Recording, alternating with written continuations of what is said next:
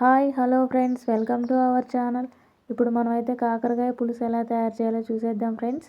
ముందుగా stove on చేసుకొని ఒక గిన్నె పెట్టుకొని అందులో 4-5 స్పూన్ల ఆయిల్ వేసుకొని తర్వాత కొంచెం జీలకర్ర, కొన్ని ఆవాలు, సన్నగా తరిగిన ఉల్లిపాయ ముక్కలు, 1 లేదా 2 ఎండుమిర్చి వేసేసుకొని 1 నిమిషం పాటు ఫ్రై చేసుకోవాలి.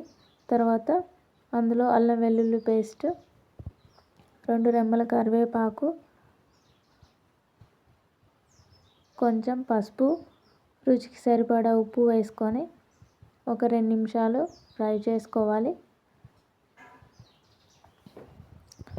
తర్వాత కాకరకాయల్ని శుభ్రంగా కడిగి ఇలా వీడియోలో చూపిస్తున్న విధంగా సన్నగా కట్ చేసి మధ్యలో ఉన్న గూజును తీసేసి ఇలా ఒక గిన్నెలో వేసుకొని కొంచెం ఉప్పు వేసుకొని వాటర్ వేసి శుభ్రంగా కడిగి ముందుగా రెడీ చేసుకున్న తాలింపులో వేసి ఇలా కలిపేసుకోవాలి. తర్వాత మూత పెట్టి ఒక 5 నిమిషాలు ఉడికించుకున్న తర్వాత 2 స్పూన్ల కారం వేసి మగ్గించుకోవాలి ఒక 5 నిమిషాలు.